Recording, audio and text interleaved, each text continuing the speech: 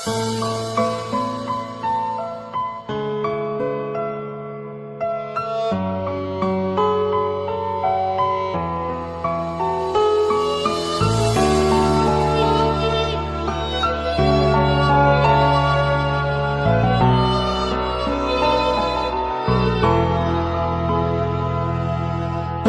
មស្នេហ៍ដំបូងពួកយើងជួបគ្នាក្នុងសាលា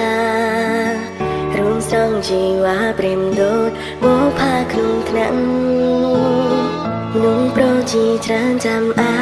រម្មណ៍លើស្រងវលៀងតែអូនបែរធ្លាក់នៅក្នុងអូនលងស្នេហ៍បងអូនព្រៀបដូចជាអន្ទពូនយ៉ាងដល់អចារ្យតែងឈរក្រោយអេមរាឲ្យកម្លាំងចិន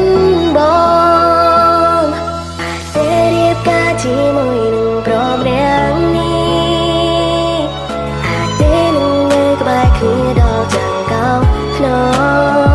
ងទោះជាមានរឿងអ្វីកើតឡើងក៏អូនកាន់ដៃប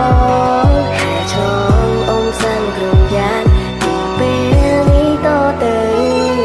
អាចទេសុំធ្វើជាមិន100ឆ្នាំ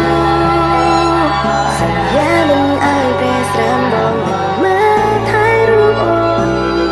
អូនជាមនុស្សតែម្នាក់ដែលស្រឡាញ់បងជាបងអរគុណគ្រប់រឿងកន្លងបងនឹងតបស្នងនួនអងគុណជាមួយ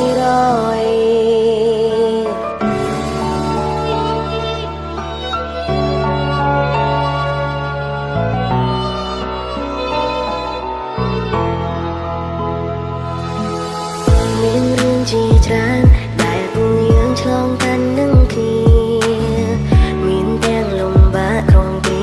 មានទាំងសប្បាយទាំងមានបានคล้ายជាអនុស្សាវរីយ៍ដ៏មានន័យ